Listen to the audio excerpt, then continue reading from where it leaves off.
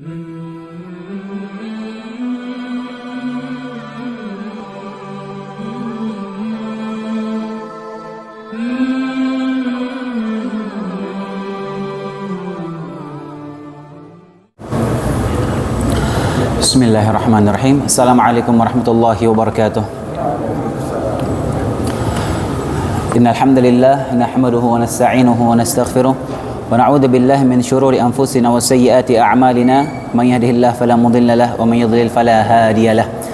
Asyhadu an la ilaha illallah wahdahu la syarika lah wa asyhadu anna Muhammadan 'abduhu wa rasuluh.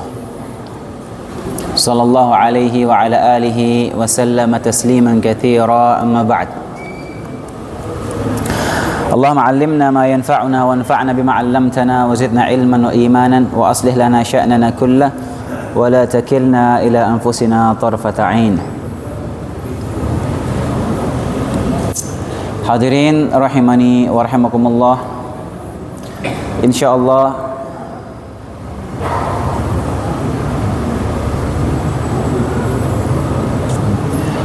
mulai hari ini kita akan masuk ke pembahasan baru, yaitu pembahasan tentang tafsir. Dan insyaallah kita akan memulainya dengan pembahasan tafsir juz amma, juz 30.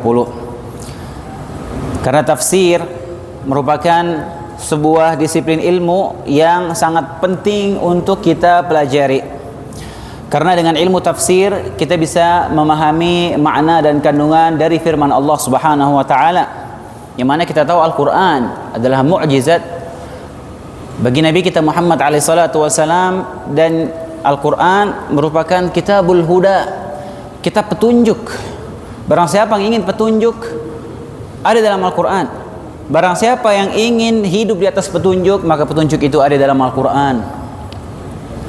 Maka bagaimana mungkin kita bisa mencari petunjuk tersebut, mendapatkan petunjuk hidayah tersebut, kalau kita tidak mengkaji apa isi dan kandungan yang ada dalam Al-Quran yang merupakan kitab petunjuk bagi kita.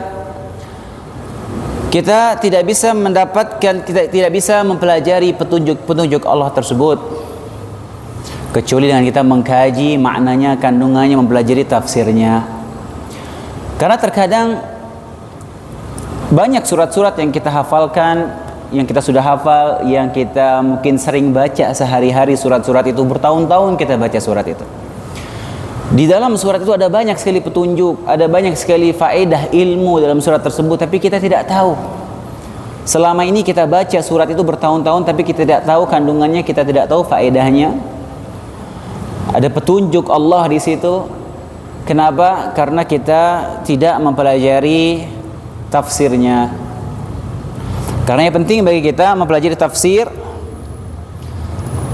agar kita bisa memahami makna dari kalamullah, yang mana selain kita dituntut untuk membaca dan mentadabburi, mempelajari makna dalam kitab suci kita, di samping itu kita juga dituntut untuk mengamalkannya. Maka kita tidak bisa mengamalkan isi Al-Quran dengan baik dan benar kecuali dengan kita memahami isi dan kandungannya. Kita tidak bisa mengamalkan apa-apa yang ada dalam Al-Quran kalau kita tidak faham maknanya. Kemudian yang berikutnya, seorang tidak bisa khusyuk dengan sempurna, tidak bisa khusyuk dengan benar dalam sholatnya, dalam tilawahnya, kalau dia tidak memahami apa yang dia baca. Karena di antara hal yang sangat mendukung kita bisa khusyuk dalam sholat kita adalah kita memahami apa makna kandungan dari ayat-ayat yang kita baca. Al-Quran itu spesialnya, Al-Quran ini kita sekedar baca saja kita dapat pahala, satu huruf bernilai 10 kebaikan. Walaupun kita tidak paham maknanya, kita tidak tahu artinya, sekedar kita baca saja itu sudah berpahala Al-Quran. Kalau kita membacanya sambil kita memahami maknanya, kandungannya, itu jelas berbeda pahalanya. Kalau kita membacanya, kita mentadaburnya, fahami maknanya, plus kita mengamalkannya, maka inilah yang sempurna. Karenanya kita mau sholat khusyuk, kita berusaha memahami apa yang kita baca. Kemudian setelah kita memahaminya, kita berusaha mengamalkannya. Al-Fudail bin Iyad radhiyallahu rahimallahu taala para berkata, "Innama unzila al-Qur'anu liyu'mala bih, fattakhadha an-nasu tilawatahu amala." Sungguhnya Al-Qur'an itu Allah turunkan untuk diamalkan isinya. Tapi manusia menjadikan tilawah itu sebagai amalan. Tilawah itu baik, kita diperintahkan baca Al-Quran, tapi yang lebih dari itu kita dituntut untuk mengamalkan apa yang kita baca itu, bukan hanya sekedar dibaca. Karenanya terkadang, dan alhamdulillah ya kita dapati di zaman sekarang ini ya, mulai orang-orang itu muncul semangat untuk menuntut ilmu. Mulai ada orang-orang yang mau memperbaiki tilawah Al-Qurannya. Banyak orang-orang yang mungkin seumur hidupnya, mungkin dari waktu masih kecil dia jarang nggak mempelajari Al-Quran dengan baik dan benar. Mungkin dia sudah berumur, bacaan Al-Qurannya masih nggak benar. Dia mau memperbaiki itu, mau dia belajar, nggak malu dia belajar. Bagus, alhamdulillah, itu sudah tanda kebaikan. Ya benar. Sebagian orang ada dah tua 60-70 tahun masih Iqra 2. Ada itu. Udah tua ya Allah, ngapain aja selama ini, udah hampir 60-70 tahun umurnya masih Iqra. Tapi mau dia belajar umur segitu, alhamdulillah. Alhamdulillah. Bagus. Itu ada tanda kebaikan, Allah inginkan sinyal kebaikan dari Allah itu. Nah, di samping itu, di samping kita memperbaiki bacaan kita, sama kita juga berusaha mengkaji isi Al-Quran itu. Pelajari tafsirnya. Ya, karena tadi kita sebutkan supaya kita bisa mengamalkan Al-Quran. Ini kitab petunjuk, kitab hidayah, kitabul huda yang Allah berikan kepada kita, ini mukjizat Al-Quran. Agar kita bisa mengamalkannya, kita pelajari kandungannya, pelajari tafsir-tafsirannya. Taib. Kemudian terkait dengan juz amma, juz 30. Kita mulai, ya bagus ya kita memulai tafsir ini, kita mengkaji Al-Quran dari juz 30. Kenapa? Karena juz ini juz yang banyak dibaca. Sering kita baca dalam salat-salat kita, imam-imam masjid membacanya berulang-ulang. Ini surat-surat dalam juz 30 ini kita sering baca, dan mungkin sebagian kita hafal juz 30 ini. Maka baiknya kita mengkaji apa isinya. Kita mulai dari juz 30. Dan juz amma, juz 30 ini secara umum isinya itu membahas tentang pokok-pokok keimanan. Secara umum, juz 30 membahas tentang pokok-pokok akidah. Seperti iman kepada Allah, iman kepada Rasul, iman kepada hari kebangkitan, iman kepada hari kiamat. Sebagian besar isi juz 30 membahas masalah itu. Dan alhamdulillah kita sudah selesai mengkaji masalah pokok-pokok keimanan, rukun iman yang 6 kita sudah selesai bahas. Dan juz 30 ini pembahasannya banyak berputar dalam pembahasan pokok-pokok keimanan. Kenapa demikian? Karena rata-rata juz 30 ini, surat-surat dalam juz 30 ini rata-rata surat Makkiyah. Yang mana surat Makkiyah ini rata-rata konteksnya itu pembahasannya membahas tentang pokok-pokok keimanan. Karena ketika Nabi SAW diutus di kota Mekah, rata-rata orang musyrikin Mekah ketika itu mengingkari pokok-pokok keimanan ini. Mereka beriman kepada Allah, iya, tapi mereka mengingkari hari kebangkitan, mereka mengingkari hari kiamat, dan banyak pokok-pokok akidah yang mereka ingkari. Karenanya surat-surat Makkiyah itu banyaknya fokusnya pembahasannya terkait dengan pokok-pokok keimanan. Taib. Adapun surat-surat Madaniyah itu banyak pembahasannya terkait masalah hukum. Jadi apa sih definisi dari surat Makkiyah sama surat Madaniyah? Ini faedah penting ya untuk kita ketahui bersama. Pengertian dari surat Makkiyah sama surat Madaniyah itu bukan artinya surat Makkiyah itu surat yang turun di Mekah, surat Madinah itu surat yang turun di Madinah, bukan, kurang tepat. Yang lebih tepatnya surat Makkiyah itu adalah surat yang Allah turunkan setelah Nabi hijrah ke Madinah. Walaupun itu suratnya turun di Mekah, Tapi setelah Nabi hijrah maka dia tetap kategorinya surat Madaniyah, bukan surat Makkiyah. Karena turunnya setelah Nabi hijrah. Jadi ketika setelah Nabi hijrah ke Madinah, surat-surat yang turun setelah itu masuk kategori surat Madaniyah, walaupun turunnya di Mekah. Pas Nabi lagi haji misalnya, ada surat-surat ayat-ayat yang turun di situ, tapi tetap masuk kategori surat Madaniyah. Kenapa? Karena turunnya setelah Nabi hijrah ke Madinah. Yang turun sebelum Nabi hijrah itu masuk kategori surat Makkiyah. Nah, kita tahu bersama Nabi SAW berdakwah 13 tahun di kota Makkah, itu fokus pembahasannya tentang akidah. 99% Nabi membahas masalah akidah di dakwah beliau di kota Makkah. Hanya satu hukum ibadah saja yang turun di fase Makkah itu, yaitu apa? Itu sholat. Perintah sholat itu turun pas Nabi di Mekah, di akhir-akhir sebelum Nabi hijrah ke Madinah turun perintah sholat. Karena peristiwa Isra Mi'raj itu terjadi nggak lama sebelum Nabi hijrah, perintah sholat. Adapun selain itu, ya, setelah Nabi hijrah ke Madinah, maka surat-surat yang turun itu biasanya konteksnya berkaitan dengan hukum-hukum syar'i seperti puasa, ya, zakat, haji, masalah pernikahan, masalah jihad dan yang lainnya. Setelah Nabi SAW hijrah ke Madinah, sudah terbentuk negara Islam di situ, dan sebagian sahabat, ya, akidah mereka sudah kokoh, sudah bagus. Maka turunlah perintah-perintah tersebut seperti pengharaman khamar, ya. Itu diharamkan setelah hijrah ke Madinah. Dan hukum-hukum yang lainnya.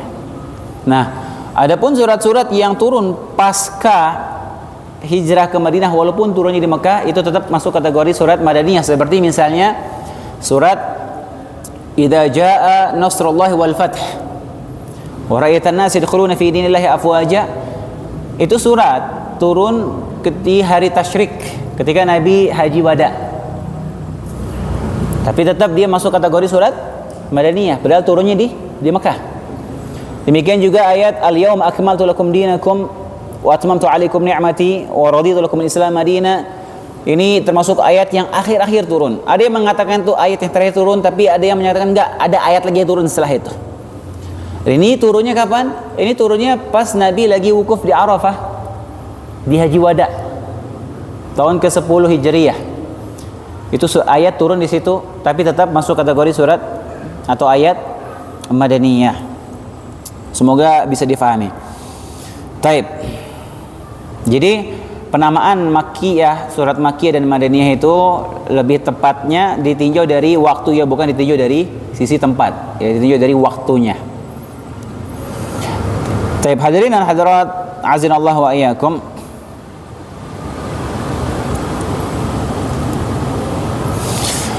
Sebelum kita masuk ke pembahasan, ya, dan insya Allah kita akan mulainya dari surat yang bawah, ya, dari surat An-Nas, Al-Falaq, Al-Ikhlas, terus kita nggak mulai dari surat An-Naba, kita mulai dari bawah karena surat-surat ini yang sering kita baca dalam sholat kita. Sebelum kita masuk ke pembahasan itu, ya, ada sedikit mau menjelaskan terkait dengan kaidah-kaidah penting dalam ilmu tafsir. Ini penting, sangat penting untuk kita fahami masalah tafsir ini. Kenapa demikian? Supaya kita ngerti itu apa kaidah dalam ilmu tafsir itu seperti apa, supaya kita tidak menafsirkan Al-Quran serampangan, dan kita juga bisa berhati-hati ketika mendengar orang menafsirkan Al-Quran. Ini hati-hati, karena sebagian orang zaman sekarang ini menafsirkan Al-Quran dari kantongnya pribadi. Sebagian orang menafsirkan Al-Quran itu seenak perutnya sendiri. Gak bisa seperti itu. Tafsir ada kaidahnya. Kalau kita biarkan ini terjadi, maka orang akan menafsirkan kaidah sesuai hawa nafsunya, sesuai apa yang dia yakini, sesuai apa yang dia mau, maka akan rusak agama seperti itu. Makanya kita dapati sebagian tafsiran orang-orang ini aneh-aneh. Coba antum lihat tafsirannya orang-orang Syiah, aneh-aneh. Apa aja tentang keburukan, tentang musibah, tentang bala, tentang adab, pasti ditafsirkan apa? Abu Bakar sama Umar kena azab, Abu Bakar sama Umar, Aisyah kena itu musibah, semua ditafsirkan seperti itu. Saya enak perutnya, nggak pakai aturan. Lain lagi kalau kita lihat tafsirannya orang-orang liberal, sesuka hati menafsirkan, pakai kaidah sendiri. Dia menafsirkan Al-Quran supaya sesuai sama akalnya mereka saja. Nah, kayak kita hati-hati. Ketika orang menafsirkan Al-Quran, lihat ini dia menafsirkannya apa, bagaimana metode dia dalam menafsirkan itu seperti apa. Karena kalau enggak orang akan menafsirkan sesuka hati, dan ini berbahaya. Ya, ini salah satu sumber kerusakan. Ketika orang menafsirkan sesuka hati dan orang memahaminya mentah-mentah begitu saja. Maka kaidah dalam ilmu tafsir para ulama menyebutkan runutnya, urutannya. Yang pertama itu, ya, ketika kita mau menafsirkan suatu ayat, kita nggak langsung pergi ke sudut bahasa, secara bahasa, nggak bisa seperti itu dalam ilmu tafsir. Ada stepnya akan kembali kepada bahasa, tapi itu step terakhir. Emang ditinjau dari bahasa, tapi dilihat apa makna tafsiran itu sesuai dengan kaidah-kaidah aturan tafsir. Maka urutan pertama dalam menafsirkan ayat Al-Quran, urutan pertama itu menafsirkan ayat Al-Quran dengan ayat Al-Quran yang lain. Menafsirkan kalamullah dengan kalamullah yang lain. Ini urutan pertama. Jadi ayat itu apa maknanya? Terkadang Allah menjelaskan makna ayat itu di ayat yang lain, terkadang ayat setelahnya, terkadang di surat lain. Nah, ini urutan yang pertama dalam menafsirkan. Contoh seperti misalnya firman Allah Subhanahu wa taala, "Ala inna awliya Allahi la khaufun 'alaihim wa lahum yahzanun." Ketahuilah, sungguhnya wali-wali Allah tidak ada kesedihan bagi mereka dan tidak ada ketakutan bagi mereka para wali-wali Allah. Tapi siapa itu wali Allah? Kalau kita nggak lihat bagaimana penafsiran yang benar tentang tafsir dari wali aulia Allah, maka akan muncul penafsiran macam-macam nih. Jika orang bercerita tentang wali-wali, oh udah macam-macam sudah, macam-macam, sesuka hati. Saya pernah dengar ini yang luar biasa ya, konyolnya ya. Dia bilang ada bercerita tentang wali-wali fulan, sehari dia mi'raj ketemu Allah 70 kali dalam sehari naik ke langit. Mantap. Antum bayangin coba. Dan dia berbicara di tengah umat. Dia ceramah itu, nyampaikan ke manusia seperti itu. Wali fulan mi'raj ke langit 70 kali sehari. Nabi cuma sekali loh. Ini dia sehari 70 kali. Sehari 70 kali. Dan ada aja orang yang percaya seperti itu. Kenapa? Karena dia wali Allah, dia bisa melakukan apa saja. Ada yang meyakini wali itu bisa punya andil dalam mengendalikan alam semesta. Ini kesyirikan seperti ini. Bagaimana dia bisa mengatakan wali itu punya andil dalam mengatur alam semesta? Ini bahaya sekali keyakinan seperti itu. Dan macam-macam sudah. Kalau kita bicara tentang wali, oh udah macam-macam.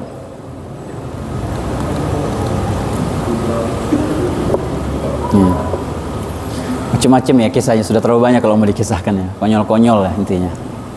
Nah, apa makna wali itu? Allah SWT menjelaskan siapa yang disebut wali di ayat setelahnya. Alladzina amanu wa kanu yattaqun. Wali Allah yang tidak ada ketakutan dan kesedihan kepada mereka itu, ya, itu orang-orang yang bertakwa, orang yang beriman kepada Allah dan bertakwa. Itu wali Allah SWT. Antum semua bisa jadi wali Allah asal antum beriman dan bertakwa kepada Allah SWT. Dan bertakwa di zaman sekarang ini nggak gampang, khususnya zaman sekarang. Zaman sekarang ada orang yang bertakwa kepada Allah. Dia ada orang, terutama anak muda misalnya, dia soleh, dia jaga ibadahnya, dia bertakwa kepada Allah, dia jaga pandangannya. Itu wali Allah. Itu orang. Allah menyebutkan siapa wali Allah? Alladzina amanu wa kanu yattaqun. Itu wali Allah. Nggak ada penafsiran yang namanya wali itu bisa jalan di atas air. Macam-macam. Karomah, iya emang karomah wali itu ada. Kita mengimani karomah wali, tapi bukan seperti yang diceritakan orang-orang yang seakan-akan jadi permainan hal seperti itu. Sampai hal-hal yang sangat tidak masuk akal. Dan itu didakwahkan di tengah umat. Itu urutan yang pertama. Menafsirkan Al-Quran dengan ayat Al-Quran yang lain. Itu urutan pertama. Urutan yang kedua, menafsirkan Al-Quran dengan hadis Nabi SAW. Ini urutan kedua. Ya, jadi apa maknanya ayat ini? Cek. Ada nggak Nabi menjelaskan makna ayat itu dalam hadisnya? Kalau ada itu tafsirannya. Seperti misalnya Allah berfirman, Inna a'tainakal kautsar. Sungguhnya kami berikan kepadamu wahai Muhammad al-kautsar. Apa itu al-kautsar? Dalam hadis kita dapati Nabi SAW mendefinisikan apa itu al-kautsar. Nabi menyebutkan kautsar itu sungai yang Allah siapkan untukku nanti di surga. Yang dari sungai Al-Kautsar inilah mengalir sampai ke haud Nabi di padang mahsyar. Nabi menjelaskan dalam hadis sahih makna Al-Kautsar itu. Makanya Kautsar itu maknanya dua, tafsirannya dua. Ada yang memaknai Al-Kautsar itu kebaikan yang banyak. Ada yang tafsirannya yaitu yang Nabi tafsirkan sungai yang Allah siapkan bagi Nabi di surga. Itu Al-Kautsar. Jadi Al-Kautsar ada tafsirannya dalam hadis. Jadi kita nggak menafsirkan sesuka hati. Kemudian urutan ketiga, menafsirkan ayat Al-Quran dengan tafsiran atau ucapan para sahabat. Nah, dan ini yang banyak. Jadi kita dapati Ibnu Abbas radhiyallahu taala anhu, anaknya Abbas bin Abdul Muttalib. Ibnu Abbas ini sepupunya Nabi, tapi usianya jauh ya. Ibnu Abbas ini Nabi meninggal, kalau nggak salah Ibnu Abbas ini umurnya baru 10 tahun. Ibnu Abbas, Nabi mendoakan dia sebagai mufassir Al-Quran. Allahumma faqihhu fid din wa'allimhu ta'wil. Ya Allah, fakihkanlah dia dalam ilmu agama, Ibnu Abbas ini, dan ajarkan dia tafsir Al-Quran. Makanya ahli tafsir umat ini adalah Ibnu Abbas radhiyallahu taala anhuma. Makanya banyak tafsiran kitab tafsir itu merujuk kepada perkataannya Ibnu Abbas, karena dia dijuluki turjuman Al-Quran, ya, penerjemah ahli tafsir Al-Quran Ibnu Abbas. Itu kelebihan beliau radhiyallahu taala anhuma. Nah, dan sahabat-sahabat yang lain juga ada menafsirkan, cuman banyak itu Ibnu Abbas. Nah, kita memahami makna ayat kembali, apa ada ayat nggak menjelaskan maknanya, ada hadis nggak, kalau nggak ada nggak perkataan sahabat yang menjelaskan itu. Dan ini banyak ya sahabat yang menafsirkan makna ayat. Contohnya firman Allah SWT dalam surat Al-Maidah, aula mastumun nisa, ketika berbicara tentang ayat tentang wudu dan tayammum, ya, ketika Allah SWT menyebutkan ketika kita wudu batal, ya, wudu batal, wa in kuntum maridan aw ala safarin falam tajidu ma'an, pokoknya ayat tentang wudu, afwan ana lupa ayatnya, aula mastumun nisa,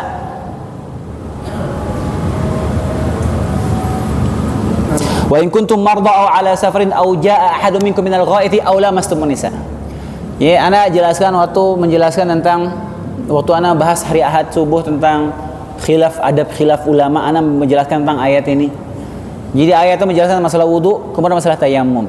Kemudian ada di situ, ya, atau kalian lamastumun nisa, menyentuh wanita. Mulamasah, kok secara bahasa artinya sekedar menyentuh. Makanya sebagian ada yang memaknai ayat itu sekedar nyentuh perempuan wudunya batal. Tapi Ibnu Abbas menafsirkan lamastumun nisa di sini artinya jima, menggauli perempuan berwudu batal. Ada tafsiran sahabat di situ.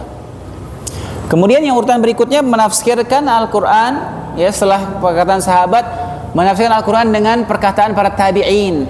Dan ini juga banyak sekali.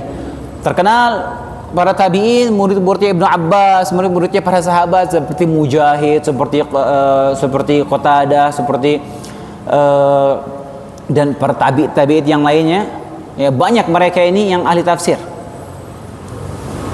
Ya, Hasan Al-Basri dan yang lainnya, ini tabi'in, mereka juga meriwayatkan tafsir-tafsir Al-Quran. Jadi kita lihat ke tafsiran mereka juga, karena ijma' tabi'in juga termasuk hujjah dalam tafsir. Kemudian urutan yang terakhir, barulah kita menafsirkan dengan bahasa, secara bahasa. Kalau nggak ada nih semua, nggak ada semua tafsiran dari Al-Quran, dari hadis, dari perkataan sahabat, perkataan tabi'in, maka kita kembali ke hukum asalnya, kita tafsirkan secara bahasa. Kalau kita langsung menerjemahkan secara bahasa langsung dari awal, maka akan banyak sekali terjadi kekacauan, banyak.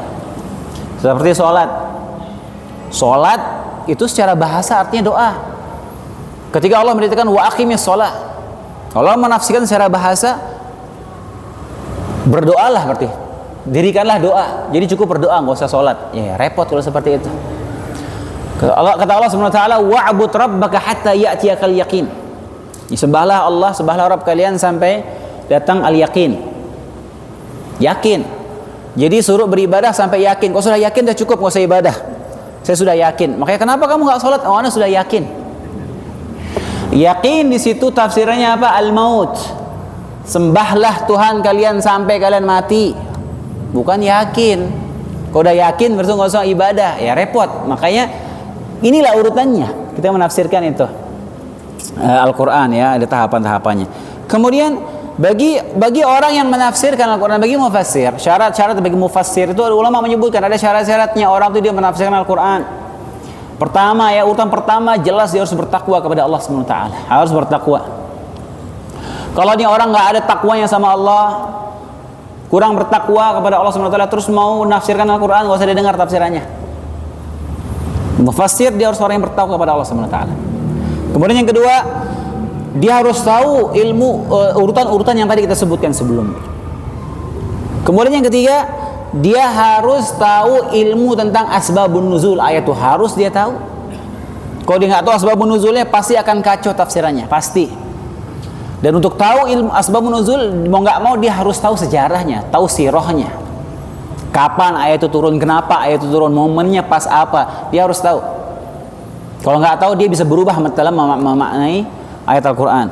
Kemudian mufassir, ahli tafsir itu juga harus menguasai ilmu bahasa Arab, harus. Ada orang nggak bisa bahasa Arab terus mau nafsirkan Al-Quran, repot. Kemudian dia harus tahu, mufassir juga harus tahu an-nasikh wal mansukh, mana ayat yang mansukh, mana ayat yang menasakhnya. Ada ayat-ayat yang dimansukhkan oleh Allah Subhanahu wa taala, ada ayat yang memansuhkannya. Ada nasikh, ini ilmu nasikh wal mansukh namanya. Dia harus tahu itu. Harus tahu. Ada ayat-ayat yang sudah dihapuskan oleh Allah Subhanahu wa taala dan ada ayat-ayat yang menghapuskannya ada. Dia harus tahu. Kalau enggak, dia akan kacau penafsirannya pasti. Kemudian dia harus tahu mana ayat-ayat yang muhkam dan mana ayat-ayat yang mutasyabih. Karena secara umum Al-Qur'an itu ada yang muhkam, ada yang mutasyabih. Karenanya hadirin rahimani rahimakumullah, ketika kita berbicara tentang ilmu tafsir, ada ulama-ulama salaf, ahli tafsir, yang mereka itu sudah membukukan ilmu kitab tafsir ini, menafsirkan Al-Quran dari ujung sampai ujung dengan penafsiran, dengan membawakan riwayat-riwayat yang sahih dengan sanadnya. Dia menafsirkan Al-Quran dengan kalamullah, dia menafsirkan Al-Quran dengan hadis-hadis Nabi, dia bacakan, dia bawakan dengan sanad-sanadnya. Dia menafsirkan Al-Quran dengan perkataan sahabat dengan sanad. Enggak asal bilang Ibnu Abbas berkata, enggak, harus ada sanadnya. Tabi'in menafsirkan ada sanadnya. Tabi'in ngambil dari mana? Dari mana dia mengambil perkataan tersebut? Ada. Dan itulah kita kenal di kitab-kitab tafsir ulama-ulama mutaqaddimin, ulama-ulama salaf, ulama-ulama yang hidup di bawah abad ke-5. Seperti tafsir Ibnu Jarir At-Tabari. Ini tafsir besar sekali. Tafsir Al-Imam Ibnu Jarir At-Tabari.